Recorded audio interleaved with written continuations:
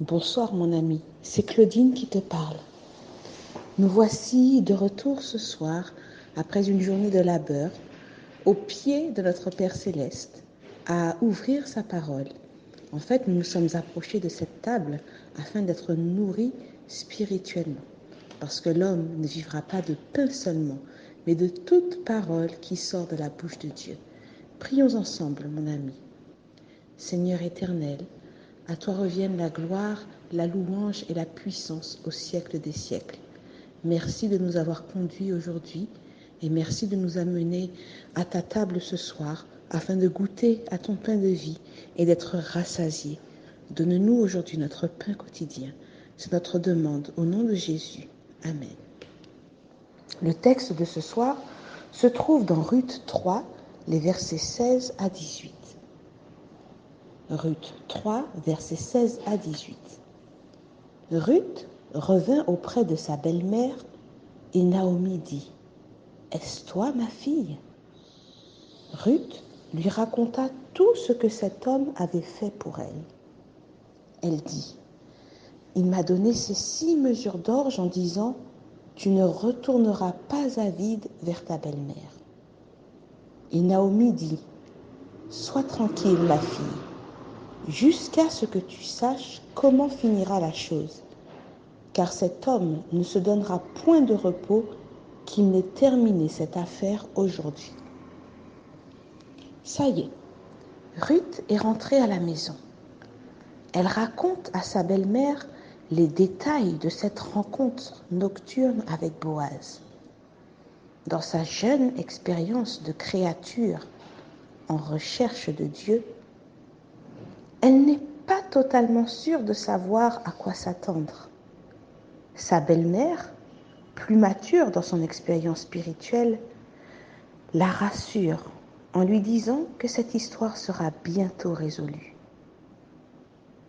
Il est intéressant de considérer le rôle de tuteur qu'exerce Naomi auprès de sa belle-fille. Sur le chemin de notre consécration à Dieu, nous ressentons parfois le besoin d'être assistés et encouragés par des frères et sœurs de confiance, versés dans la parole de Dieu et qui se laissent diriger eux-mêmes par son Saint-Esprit. De même, le Saint-Esprit occupe ce rôle de tuteur auprès des croyants. Jésus, en parlant de lui, a indiqué de quelle manière il accompagnerait ses enfants sur terre, maintenant qu'il repartait vers le ciel afin de poursuivre sa mission pour eux sous une autre forme. Je t'invite, mon ami, à tourner les pages de ta Bible, à noter également les versets que je vais mentionner ce soir pour pouvoir y revenir de manière personnelle après afin de vérifier tout ce qui aura été dit ce soir.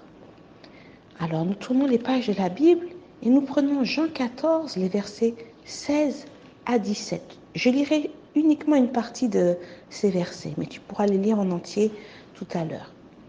Voici ce qui est dit. « Et moi, je prierai le Père, et il vous donnera un autre consolateur, afin qu'il demeure éternellement avec vous, l'Esprit de vérité, et il sera en vous. » Voici ce que nous dit Jésus avant de repartir vers le ciel, du Saint-Esprit qui viendrait ensuite. Nous tournons encore les pages de la Bible dans Jean 16, les versets 13 à 15. Quand le Consolateur sera venu, l'Esprit de vérité, il vous conduira dans toute la vérité, car il ne parlera pas de lui-même, mais il dira tout ce qu'il aura entendu et il vous annoncera les choses à venir. Il me glorifiera parce qu'il prendra de ce qui est à moi et vous l'annoncera. Tout ce que le Père a est à moi. C'est pourquoi j'ai dit qu'il prend de ce qui est à moi et qu'il vous l'annoncera. D'ailleurs, ce rôle du Saint-Esprit qui est bien décrit par Jésus dans ces textes, il avait déjà été évoqué dès l'Ancien Testament par les prophètes. Je retourne maintenant dans l'Ancien Testament, dans le livre d'Ésaïe. Ésaïe 30 au verset 21. Tes oreilles entendront derrière toi la voix qui dira « Voici le chemin, marchez-y, car vous iriez à droite ou vous iriez à gauche. »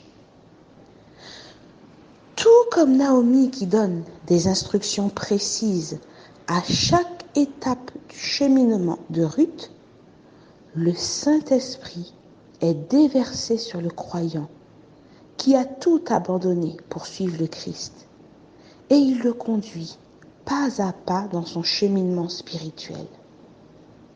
Comme nous l'avons vu dans les versets précédents, le Saint-Esprit prend de ce qui est à Jésus et le répète à ses disciples.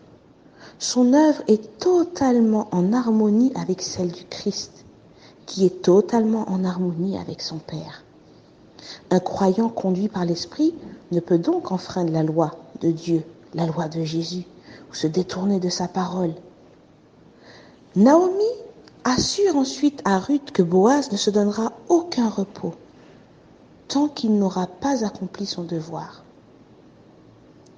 De même, à la création, Dieu a achevé toute son œuvre afin de se reposer. Pareil, voici ce que nous dit le texte de Philippiens 1 au verset 6 concernant l'œuvre de la rédemption. Philippiens 1 verset 6 nous dit « Je suis persuadé que celui qui a commencé en vous cette bonne œuvre la rendra parfaite pour le jour de Jésus-Christ. » Tout enfant de Dieu, mon ami, est appelé à refléter ce trait de caractère de Dieu. Ne faisons pas preuve de paresse dans l'exercice de notre devoir, mais que Dieu nous aide chaque jour à assumer les responsabilités qui nous incombent. C'est l'œuvre du Saint-Esprit de nous transformer de gloire en gloire à l'image de notre Rédempteur quand nous nous montrons dociles et avons de la bonne volonté. Ces paroles, cher ami, évoquent en moi beaucoup de joie et de bonheur à l'idée que Jésus ne se donne aucun repos avant de nous avoir secourus et sauvés. Cela suscite en nous une espérance qui ne se trompe pas. Le titre du chant que je vais t'interpréter ce soir, c'est « Mon cœur joyeux ». Je te lis la première strophe. « Mon cœur joyeux, plein d'espérance, s'élève à toi, mon Rédempteur. Daigne écouter avec clémence un pauvre humain, faible et pécheur. En toi seul est ma confiance, en toi seul est tout mon bonheur. Mon cœur joyeux, plein d'espérance, s'élève à toi, mon Rédempteur. Daigne écouter avec clémence un pauvre humain, faible et pécheur. En toi seul est ma confiance, en toi seul est tout mon bonheur. C'est vers ton ciel que dans ma course je vois aboutir tous mes pas. De ton esprit la vive source me rafraîchit quand je suis là. Et dans le danger ma ressource est dans la force de ton bras. Le jour je suis sous ta lumière, la nuit je repose en ton sein. Au matin ton regard m'éclaire et m'ouvre un facile chemin. Et chaque soir, ô mon bon Père, tu prépares mon lendemain. Mon ami, fais quotidiennement cette prière et qu'elle soit l'objet de tes recherches les plus ardentes et les plus sincères, celle du Saint-Esprit dans ta vie. Crois-moi, mon ami, lorsque le Saint-Esprit remplira ton cœur, tout comme la femme samaritaine au puits qui rencontrera Jésus, des fleuves d'eau vive couleront et jailliront jusque dans la vie éternelle. Que l'Éternel te bénisse. Bonne soirée.